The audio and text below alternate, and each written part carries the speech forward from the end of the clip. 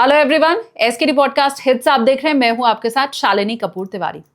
NEET paper leak मामले में अब तक कई लोगों की गिरफ्तारी हो चुकी है। यह दावा किया जा रहा है कि मास्टरमाइंड तक बहुत जल्द पहुंचा जाएगा। अगली नीट की तारीख का ऐलान भी कर दिया गया है। लेकिन इन सब के बीच सिस्टम से पूछने जाने वाले अभी और बहुत से सवाल बाकी हैं और इसीलिए आज हमने पॉडकास्ट में इनवाइट किया है अभिनय सर को। बहुत से सवाल उनकी तरफ से पूछे गए हैं, सरकार से, सिस्टम से। इसके अलावा बहुत से सुझाव भी उनकी तरफ से दिए गए हैं।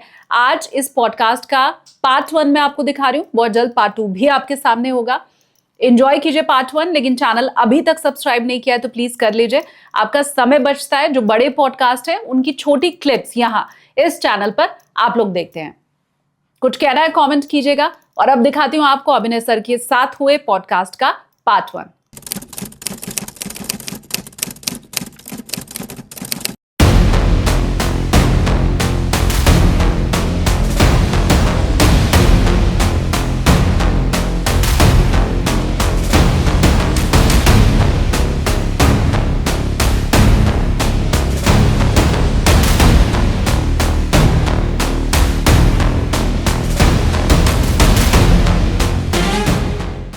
सर, बहुत स्वागत है आपका। Thank you very much. सबसे पहला सवाल तो मैं यही पूछना चाहती हूँ कि नीट पेपर लीक के बाद अब ये कहा गया है कि 21 जून को दोबारा परीक्षा होगी।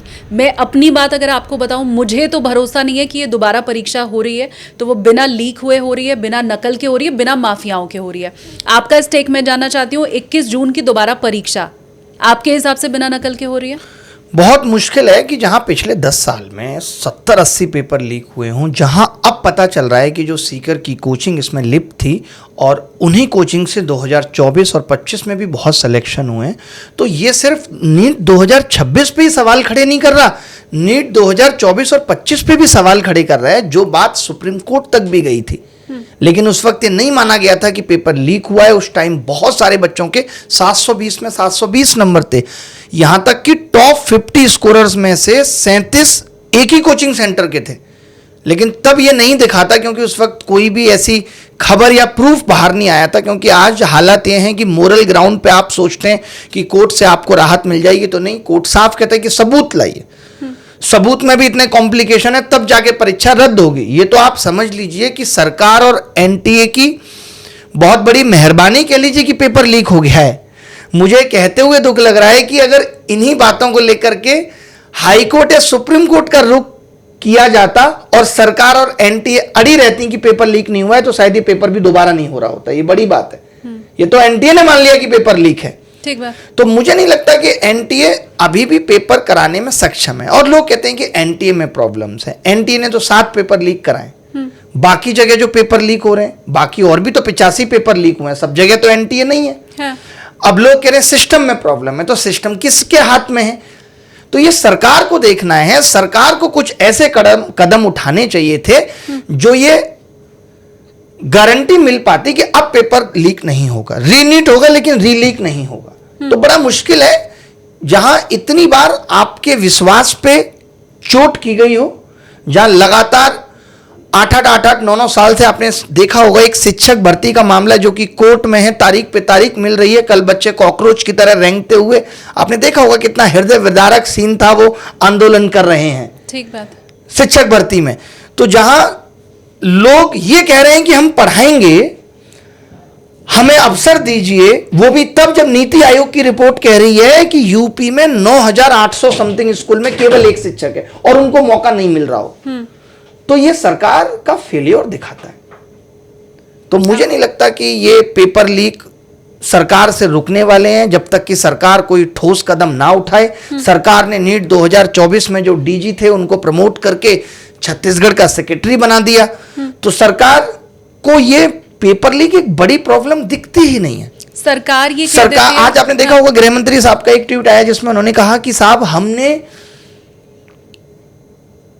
छाती पीट कर यह घोषणा कर रहे हैं कि अब भारत नक्सलवाद मुक्त हो चुका है। मेरा कहना था कि भारत पेपर लीक मुक्त कब होगा? यह चीज आसान लगती है शालिनी जी की नीट का पेपर लीक हो गया, 22 लाख लोगों का दोबारा हो जाएगा। बहुत छोटा लगता भी है कि भाई 140 करोड़ पॉपुलेशन में 22-23 लाख लोगों के साथ ऐसा हो गया, ठीक है भाई, लेकिन ये कोई पहली बार नहीं हुआ। नीट 24 में सोचिए कितने नकली डॉक्टर बने होंगे जो आगे जाके हमारा आपका इलाज कर रहे होंगे।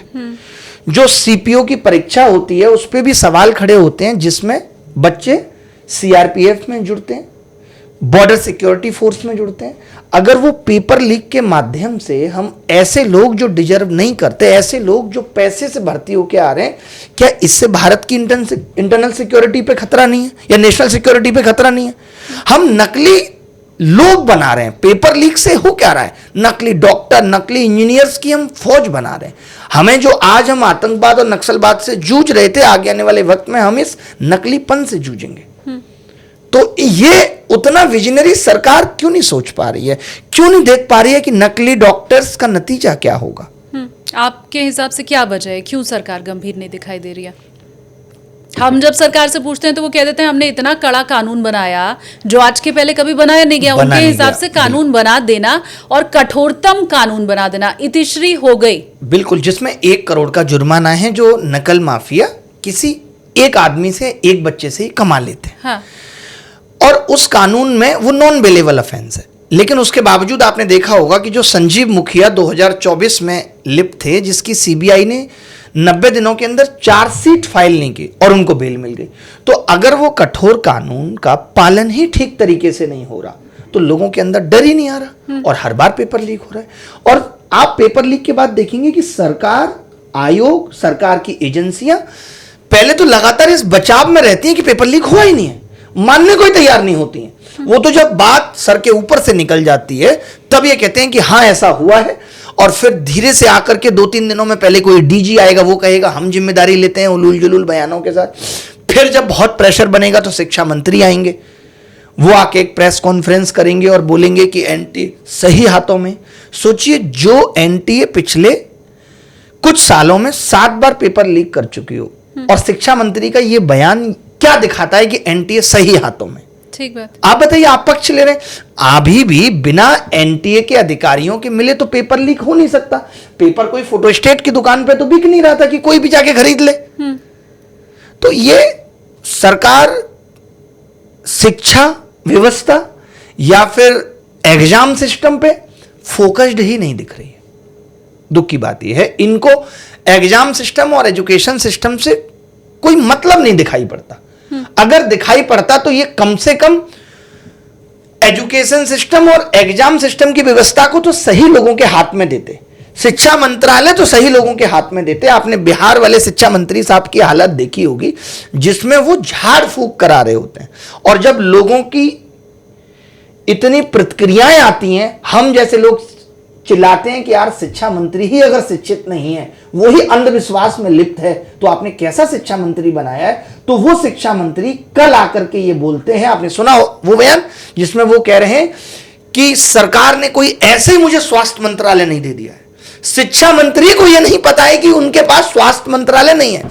उसमें उन्होंने लास्ट में एक बयान दिया कि मुझे घर घर तक ये जिम्मेदारी मिली है हर एक घर के बच्चे की, और मैं जल्दी ही हर घर तक लाभ पहुंचा रहा हूंगा। तो मेरे दिमाग में तो आया कि कोई डॉक्टर कहीं ऐसा तो नहीं है सिरिंज लेके वो वैक्सीन लेके निकल गया हो बच्चे के लिए, क्योंकि मंत्री साहब भूल गए कि स्वास्थ्य मंत्री है कि शिक्षा मंत्री।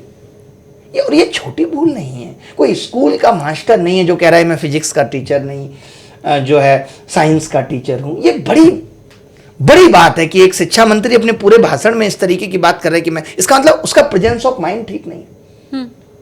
उसको पता ही नहीं है उसको क्या करना है। जिसको अपनी जिम्मेदारी का नाम नहीं पता है वो जिम्मेदारी खाक नहीं पाएगा। आप इसको स्लिप ऑफ टंग नहीं मानते?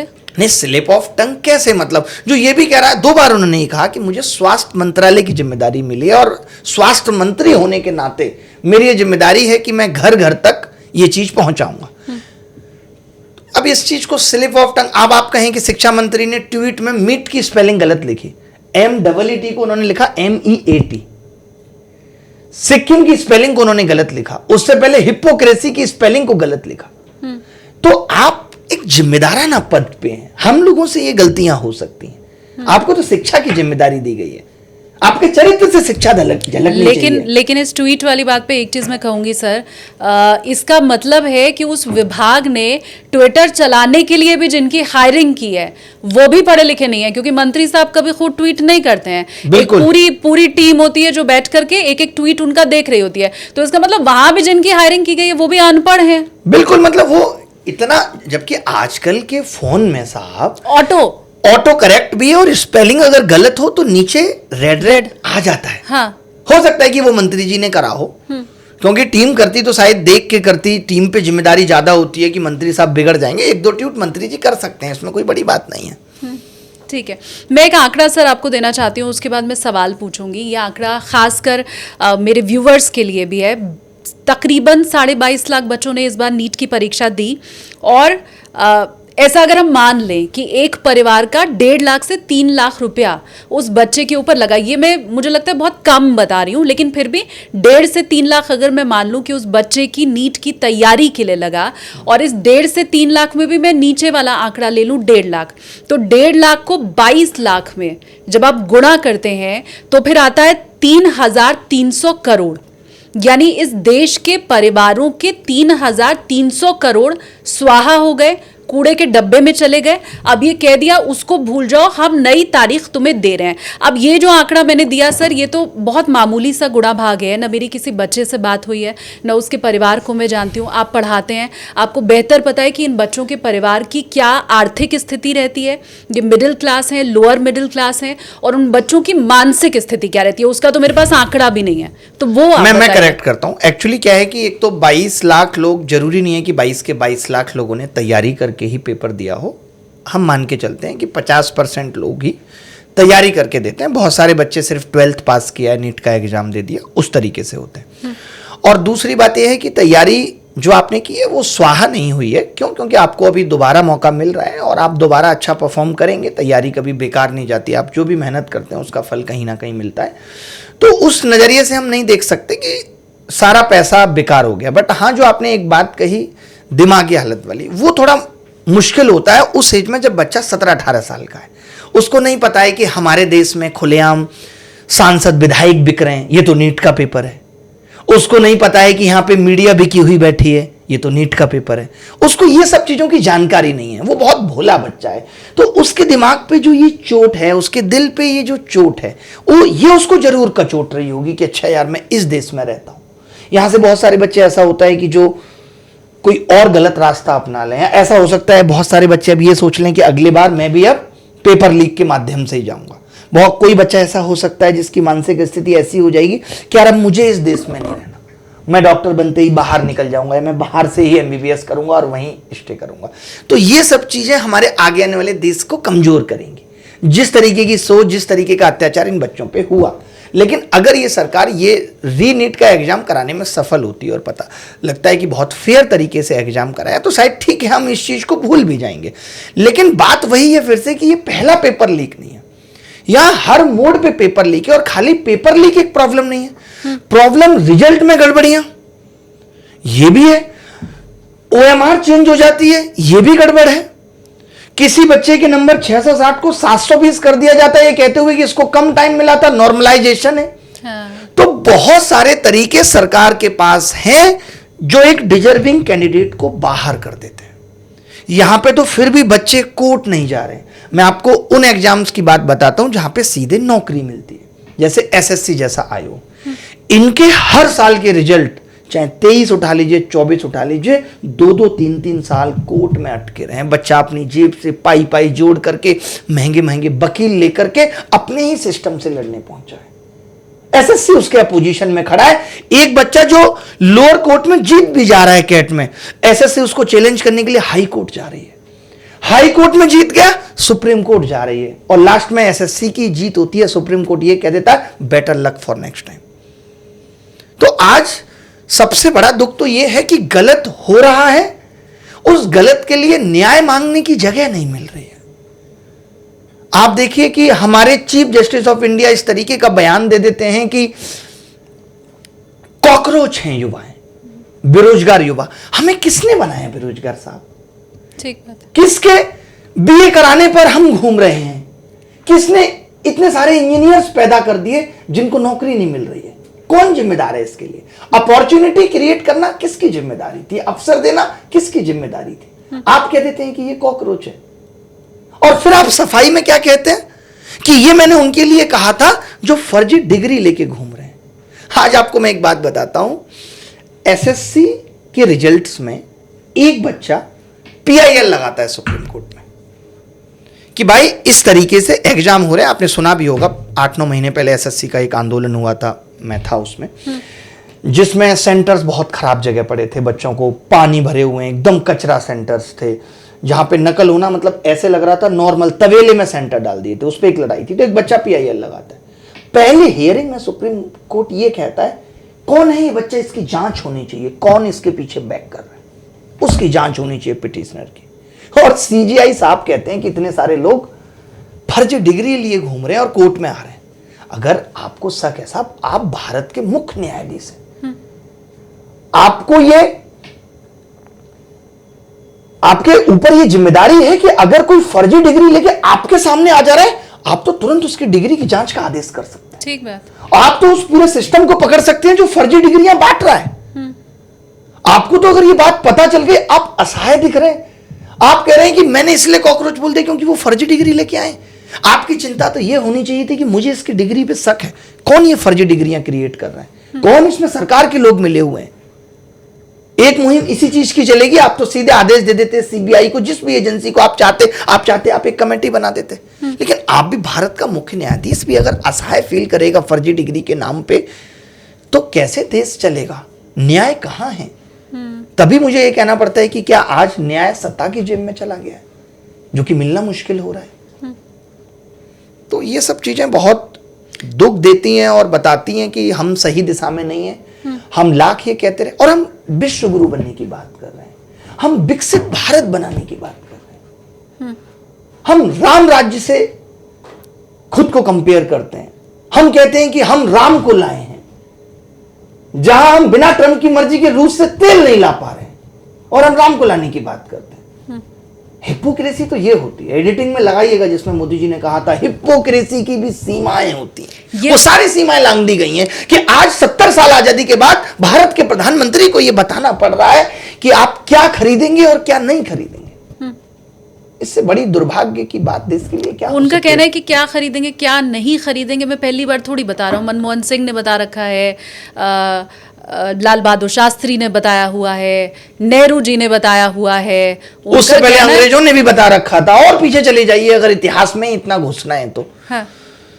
मनमोहन सिंह की जब भी बात आती है तो मेरे दिमाग में आता है कि हम उन लोगों में से थे जिस पीएम को हमने साइलेंट पीएम घोषित कर दिया था, जिस आदमी ने अपने कार्यकाल में 117 प्रेस कॉन्फ्रेंस की थी, जिसको हम साइलेंट पीएम कहते थे।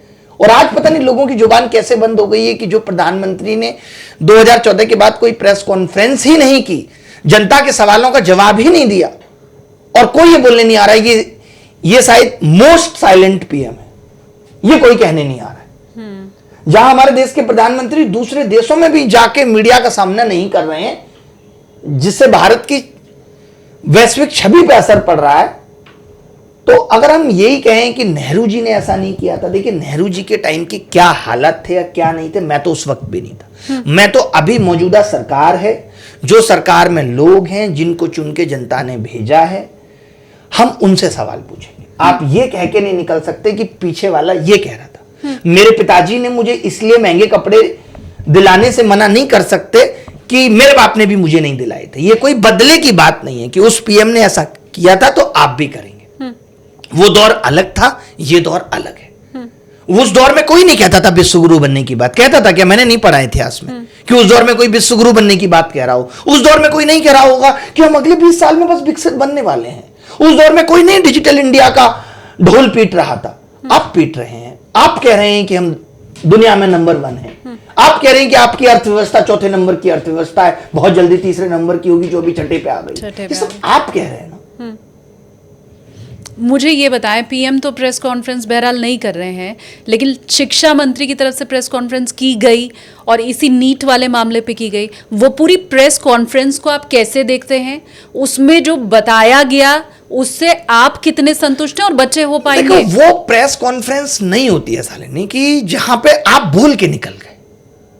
This is not press conference. Press conference का मतलब होता है कि आपसे सवाल पूछे जाएंगे और सवाल पूछने वाले लोगों के मन में कोई डर नहीं है, वो कुछ भी सवाल पूछते हैं और आपको जवाब देना पड़ेगा। अगर आप सच्चे हैं तो आपको कन्विंस करना पड़ेगा सामने वाले को। ये प्रेस कॉन्फ्रेंस होती है जहां पे आप सिर्फ बता के चले गए हम री एग्जाम ले रहे हैं, एनटीए सही हाथों में, आपने अपनी 5 बातें आके कही, उसके बाद आप उठ गए।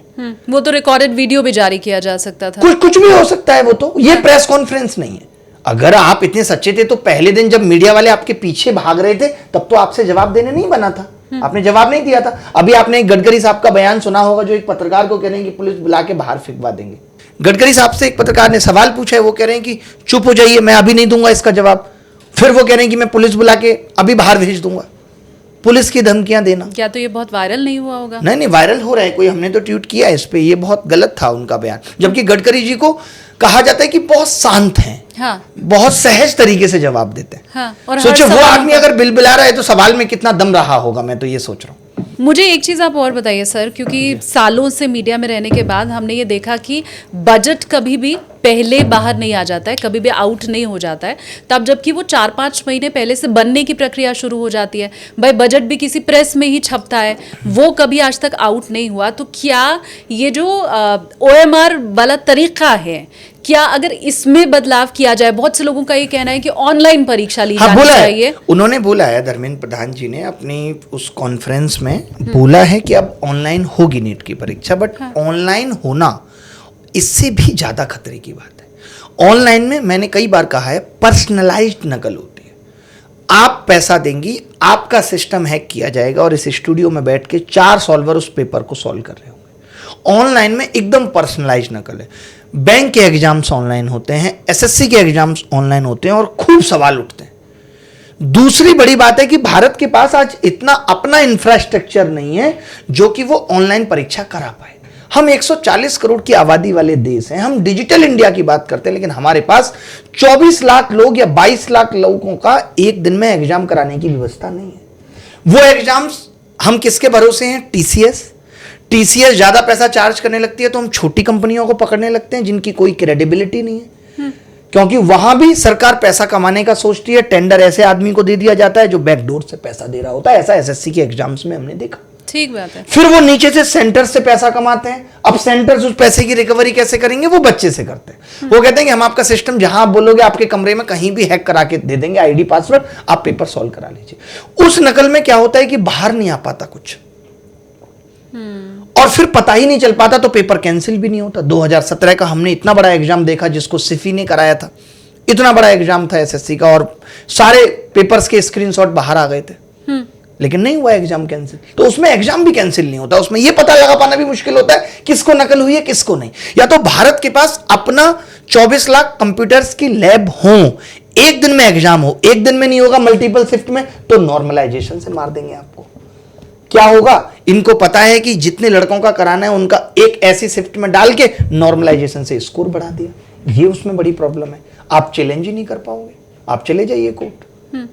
तो इनको अगर गलत करना है, अगर इनकी मनसा ठीक नहीं है, इनकी विल पावर कुछ करेक्ट करने की है ही नहीं, तो आप नहीं जीत पाओगे। सरकार से कौन जीत पाएगा? मतलब ऑल्टरनेट व्यवस्था जो लाने की बात कही जा रही है उसमें भी लूप होल है और उसमें भी नकल होगी, खूब होगी, और पता भी नहीं चलेगा उसमें पता भी नहीं चलेगा, पेपर भी कैंसिल नहीं होगा। जेई का एग्जाम होता है, उसमें भी खूब खबरें आती हैं कि इतने सेंटर्स कंप्रोमाइज हो गए, खूब खबरें आती हैं उसमें भी, और उस पर कोई एक्शन नहीं होता। SSC GD के एग्जाम में भी 13-13 लाख में पेपर बिका है। UPSI के एग्जाम में इतनी हाई कट ऑफ गई है, ऑफलाइन था, लोग कह रहे हैं कि पेपर 100% लीक हुआ है, बस खबरें बाहर नहीं आ रही हैं। तो हर एग्जाम पे आरोप लग रहे हैं, हर एक एग्जाम पे आरोप लग रहे हैं। ऐसा कोई एग्जाम नहीं है जिसके रिजल्ट से बच्चे खुश हैं। मतलब या तो सामने आ गया है कि पेपर लीक हुआ है, और अगर सामने नहीं आया तो भी लीक तो हुआ है। लीक तो हुआ है वहां। इसमें क्या होता है ऑफलाइन वाले में, एक तो मैक्सिमम सरकार के पास अपने सरकारी स्कूल हैं, तो वहां परीक्षा होती है। अब सरकारी स्कूल टीचर्स की ड्यूटी है तो उनकी जिम्मेदारी होती है, नौकरी चली जाएगी, कुछ भी गड़बड़ हुआ, वो जल्दी से बिकते नहीं। लेकिन प्राइवेट लैब्स में क्या होता है, जिनको पता है कि वो आज के लिए आए 6,000 रुपये मिलेंगे, वो आसानी से कंप्रोमाइज हो जाते हैं। तो सरकार शायद, मुझे तो कई बार ऐसा लगता है कि इसलिए भी अपना इंफ्रास्ट्रक्चर नहीं बनाना चाहती ताकि वो लोगों पे उनकी गलती सौंप थोप सके कि यार हमारी कोई गलती नहीं थी, लैब वालों ने ऐसा कर दिया। वरना क्या आज भारत को जब मालूम है कि ऑनलाइन एग्जाम कराने हैं, ऑनलाइन एग्जाम लीक प्रूफ है, एनक्रिप्टेड पेपर आएगा और वो सीधे के सीधे सिस्टम पे ही खुलेगा और नकल रुक सकती है, सिस्टम हाईजैक नहीं होने चाहिए, तो भारत को बना लेना चाहिए अपना इंफ्रास्ट्रक्चर जिसके अंदर इतने सीसीटीवी कैमरे हैं, जिसके अंदर पता है कि बच्चा अगर गर्दन भी मोड़ेगा तो सायरन बज जाएगा कि नहीं मोड़ सकता, पर्सनलाइज्ड कैमरे भी हैं। ऐसा सिस्टम भारत बना ले। चीन में 1 करोड़ लोगों का एग्जाम हो जाता है, पेपर लीक नहीं होता। वो सरकार की मंशा देखनी चाहिए, इनका एजुकेशन पे फोकस देखना चाहिए। जब ज्यादा से ज्यादा लोग अनपढ़ होंगे सरकार के अंदर तो वो शिक्षा को वैल्यू कैसे कर सकते हैं? आप ये खूब कहते हुए आज सुनती होंगी, अरे आजकल पढ़े लिखे को कौन पूछ रहा है, अपना धंधा बनाओ, ऐसी बातें चलती सरकार की चलती है कि नहीं चलती? कंटेंट क्रिएटर बनो। प्रधानमंत्री साहब भी ऐसे उछल उछल के ये जो रील्स पे रील्स बन रही हैं, उनको बताओ कोई, ये जो रील्स पे रील्स बन रही हैं इसके पीछे लाखों इंजीनियर्स की रोज की मेहनत लग रही है। ये इंस्टाग्राम किसने बनाया? ये यूट्यूब किसने बनाया? आज हम और आप जिस सेटअप पे बैठ करके ये सब कुछ रिकॉर्ड कर ले रहे हैं, ये किसने बनाया? ये कंटेंट क्रिएटर ने बनाया, ये इंजीनियर्स की देन है। अच्छे इंजीनियर्स थे तो ये बना पाए। हमारे पास वो भी हम नहीं तो है। ये करें, आज इंजीनियरिंग करके क्या होगा? कल को कोई इंजीनियरिंग नहीं करेगा। हम जहां ये उम्मीद पाल के बैठे हैं कि भारत के अंदर भी एक दिन एनवीडिया ग्राफिक्स, माइक्रोसॉफ्ट जैसी कंपनियां बनेंगी, एलन मस्क जैसे लोग आएंगे, उस दौर में हम कह रहे हैं कि बस कंटेंट क्रिएशन से सब कुछ हो जाएगा। ये कितना गलत है। शिक्षा के महत्व को खत्म कर दिया है। प्रधानमंत्री जी स्टेज पे बुला के गेमर्स को प्रमोट करते हैं। कभी ये नहीं कि 10th क्लास की क्या वैल्यू है, 12th क्लास की क्या वैल्यू है, वो आज के दौर में देश में नहीं दिखती। जैसे पहले बुआ का लड़का भी 10th में होता था, पता लगता था, वैल्यू थी 10th की। यूपी में तो अगर आप एक एग्जाम में फेल है तो आप फेल नहीं है, आप 3 साल तक वो एग्जाम क्लियर कर सकते हैं। हम कैसा सिस्टम तैयार कर रहे हैं जहां एजुकेशन की वैल्यू खत्म हो गई है। कितने कम लोग अब फेल होते हैं, क्या ये अच्छी बात है? आज हर एग्जाम की कट ऑफ 90%, 95% पास होने के लिए चाहिए है। तो एग्जाम का स्तर गिर गया है। तो मैं तो हमेशा ही कहता हूं कि नकल करने का तरीका है। अगर आप पेपर बहुत मुश्किल बनाएंगे और उस मुश्किल पेपर में नकल से कोई ज्यादा नंबर ले आएगा तो पोल खुल जाएगी। इसलिए हर एग्जाम का यह हाल है, 80%, 85%, 90% कट ऑफ जा रही है। तो आपके हिसाब से इतनी कट ऑफ नहीं होनी चाहिए? नहीं जानी चाहिए, क्योंकि शिक्षा व्यवस्था, शिक्षा सिस्टम, सिलेबस अगर अपडेट नहीं होगा तो यही होगा। वही किताबें, वही पैटर्न, कुछ चेंज किया ही नहीं इन्होंने। इसीलिए अब कोचिंग वाले भी उसके पीछे लग गए, इतनी प्रैक्टिस रटा के सब कुछ हो गया, पेपर वही घिसा पिटा पूछा जा रहा है। नहीं तो आप देख लीजिए ना, आप पिछले 10 साल या 15 साल के कट ऑफ सिस्टम से कंपेयर कर लीजिए। पहले आईआईटी में कितनी कट ऑफ जाती थी, हर बार नए सवाल पूछे जाते थे। आज गेट जैसे एग्जाम पे सवाल उठ रहा है कि गेट का पेपर लीक था। तो इस बार जो 12th की कट ऑफ लिस्ट कम गई है, बच्चों के पास नंबर ज्यादा नहीं आए, उसको फिर आप कैसे देखते हैं? नीट वाले पेपर में कह रही हैं? नहीं, 12th में। ये अच्छी चीज है, ये तो अच्छी चीज है। अगर कम मार्क्स आ रहे हैं ये अच्छी चीज है, लेकिन ये ना हो कि बच्चा पूरा करके आ रहा है और फिर आपने कम कर दिए। आपने अच्छा पेपर पूछा, आपने पेपर पूछने पे मेहनत की, आपने इतना ट्रिकी और कंसेप्चुअल पेपर पूछा कि बच्चे नहीं कर पाए, तो अच्छी बात है। बट आपने गलत मार्किंग करके नंबर कम कर दिए, वो चीज ठीक नहीं है। सीबीएसई के तो मार्किंग पे सवाल उठ रहा है कि मार्किंग आपने ठीक से नहीं की। हाँ। तो दोनों चीजों में अंतर है। तो आपको लग रहा है जो स्तर होना चाहिए पहला तो वो नहीं रह गया है और घिसे पिटे सवाल पूछे जा रहे हैं बोर्ड एग्जाम में, या ज्यादातर ऐसे जो हाँ सब में आपको सिलेबस पहले भी ऐसा होता था, 3 साल 4 साल बाद सिलेबस अपडेट होते थे। हाँ। आप बताइए, फोन भी अपडेट मांगता है 1-2 महीने में। हर चीज में अपडेशन की जरूरत है। हम अपनी एजुकेशन सिस्टम को क्यों नहीं अपडेट कर पा रहे? हम न्यू एजुकेशन पॉलिसी 2021 में लाए, अब तक लागू क्यों नहीं हुई? क्या ये नहीं दिखाता कि शिक्षा सरकार की प्रायोरिटी में नहीं है? क्यों नहीं हुई अपडेट? हम किसी चीज को अगर अपडेट नहीं कर रहे, आउटडेटेड हो गई। जो लोग अपडेट नहीं कर पाए, नोकिया जैसी कंपनी आप देखेंगी खत्म हो गई आज, अपडेट नहीं कर पाई थी। एक जमाने में बहुत वैल्यू थी। हम आज दूसरे देशों से कंपेयर करें, हम अपडेट नहीं कर पा रहे। सिंगापुर में आप देखिए तो 6th क्लास में एजुकेशन में स्किल इनोवेशन सब कुछ है। चाइना में आप देखिए स्किल इनोवेशन सब कुछ है। हम नहीं डाल पा रहे अपनी एजुकेशन में। हम स्किल इंडिया अलग से चलाएंगे क्योंकि हमें 10,000 करोड़ का घोटाला करना है। हम बेसिक एजुकेशन में स्किल इनोवेशन नहीं डालेंगे। R&D में देश की सरकारें खर्च नहीं कर रही। हम बात करते हैं कि हम चांद पे पहुंच गए। प्रधानमंत्री जी का बयान आता है कि भारत वो देश है जो सबसे पहले चांद पे पहुंच गया है। पहले जो धरती पे हम अच्छा कर सकते थे वो तो कर लेते। हम भारत के पेपर लीक रोक लेते, हम भारत के राजधानी के रेलवे स्टेशन को ही वर्ल्ड क्लास बना देते, हम भारत की राजधानी के बस स्टैंड्स को ही वर्ल्ड क्लास बना देते। Kashmiri Gate metro station, railway station, Anand Vihar railway station पे आज भी हर रोज अगर आपके अंदर दिमाग थोड़ा सा भी इधर उधर हुआ तो आपका मोबाइल कट जाएगा। हम दिल्ली के अंदर आज भी आनंद विहार में यह सिखाया जाता है कि आप स्टेशन पे उतरेंगे तो आपका मोबाइल काटने वाले बैठे हैं। हम राजधानी के अंदर ये क्राइम नहीं रोक पा रहे, हम इनको वर्ल्ड क्लास नहीं बना पा रहे। बात हम कर रहे हैं कि हम चांद पे पहुंच गए, हम धरती पे लोगों को सुख सुविधाएं सारी चीजें वक्त से नहीं दे पा रहे हैं। स्वास्थ्य की क्या हालत है आप कहीं भी देख लीजिए, एमपी देख लीजिए, बिहार देख लीजिए, यूपी देख लीजिए, और हम बात कर रहे हैं कि हम चांद पे पहुंच गए। इसमें हमें खुश होना चाहिए। मैं इसमें समझ ये नहीं पा रही हूँ और मैं चाहती हूँ कि आप और क्लैरिटी से बताएं, जी, जी, क्योंकि जी। हम सब वोट बैंक हैं। बिल्कुल, मैं भी बिल्कुल, वोट बिल्कुल, बैंक हूँ, आप बिल्कुल। भी वोट बैंक जी, हैं। जी, जी। ये जो 22 लाख 22.5 लाख बच्चों ने जो नीट का पेपर दिया था, ये भी वोट बैंक है, उनके परिवार वाले भी वोट बैंक हैं। तो जब इन सबको कुछ नहीं मिल रहा है तो ये इतना बड़ा जो वोट बैंक है उसकी चिंता फिर नहीं है सरकार को? सरकार को पता है कि वो ऐसे समीकरण सेट करते हैं कि वो 40 से 45% वोट्स के आधार पे ही जीत लेंगे। उनको मालूम है समीकरण किस तरीके से, कहां एसआईआर का फॉर्मूला लगाना है। जब मुझे मालूम है कि मेरी जीत 40 से 45% में हो जाएगी, और ये वो 40 से 45% है जिनको मैंने 5 किलो राशन, लाडली बहन योजना से 3,000 4,000 रुपए देने का लालच दे दिया है। ये वो पॉपुलेशन जिसको ये नहीं पता कि कचरा कहां फेंकना है, कचरा कहां डालना है, उसके वोट डालने से इनकी जीत होनी है। ऐसा नहीं है कि विरोध नहीं है, विरोध नहीं होता तो 400 से 300, 300 से 240 पे नहीं आते। तो आप ये नहीं कह सकते कि सरकार को 100% वोटर्स नहीं चाहिए। और वैसे भी जो पढ़े लिखे लोग हैं वो इस सरकार को अच्छे से समझते हैं, सरकार को उनके वोट तो बिल्कुल नहीं चाहिए, देंगे ही नहीं वो। तो इसीलिए सरकार का ध्यान उस तरफ नहीं है, बाकी सब तरफ तो पूरा है, हर सरकार का ध्यान है।